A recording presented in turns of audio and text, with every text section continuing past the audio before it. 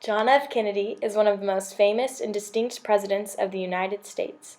His life is one marked with great success and tragedy surrounding his brutal assassination. Born on May 29, 1917 in Brookline, Massachusetts, John F. Kennedy became the second of 9 children in a wealthy Catholic Boston family. Just before his 3rd birthday, he was hospitalized for 2 months with scarlet fever. He went to an elite boarding school in Connecticut and graduated from Harvard with a degree in international affairs in 1940. In 1941, he enlisted in the Navy in the efforts against the Nazi regime. While serving in the war in the South Pacific, his boat was bombed, and Kennedy, along with his men, were forced to abandon ship and retreat to an island in the middle of the ocean. All men were severely injured, and throughout his life, Kennedy battled with ongoing injuries from the war. After the war in November of 1946, with the help of his father's campaign financing, JFK was elected to the United States House of Representatives from Massachusetts' 11th District.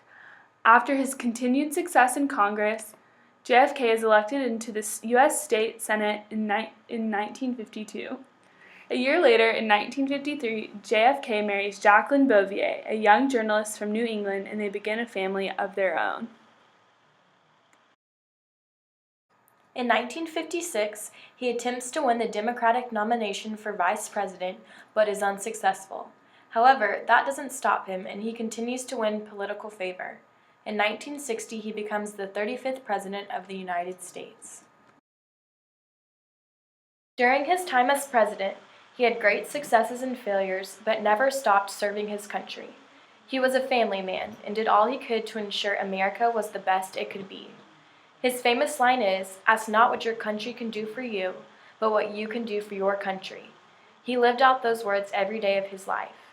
He was an advocate for civil rights, prevented the Cuban Missile Crisis, and set out to be the first country to put a man on the moon. Throughout his time on Earth, he was working towards bettering his country and those who inhabit it. Tragically, on November 22, 1963, he was assassinated by Lee Harvey Oswald in Dallas, Texas, while riding in a parade. The United States will never be the same after this terrible event, but his legacy will continue to live on as one of the most dynamic and influential people of the 20th century.